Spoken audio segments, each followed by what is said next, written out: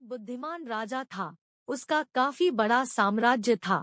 उसके राज्य में प्रजा हर तरह से खुशहाल थी। राजा को अपने उत्तराधिकारी की तलाश थी।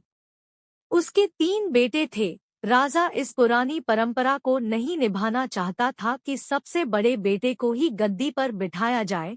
वह सबसे बुद्धिमान और काबिल बेटे को सत्ता सौंपना चाहता था।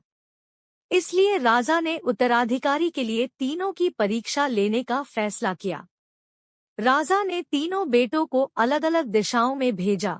उसने हर बेटे को सोने का एक एक सिक्का देते हुए कहा कि वे इसे ऐसी चीज खरीदे जो पुराने महल को भर दे।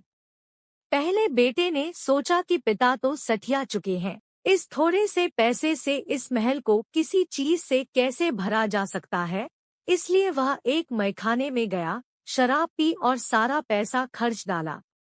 राजा के दूसरे बेटे ने इससे भी आगे सोचा। वह इस नतीजे पर पहुंचा कि शहर में सबसे सस्ता तो कूड़ा कचरा ही है। इसलिए उसने महल को कचरे से भर दिया। तीसरे बेटे ने 2 दिन तक इस पर चिंतन मनन किया कि महल को सिर्फ एक सिक्के से कैसे भरा जा सकता है। वह वाकई कुछ ऐसा करना चाहता था जिससे पिता की उम्मीद पूरी होती हो।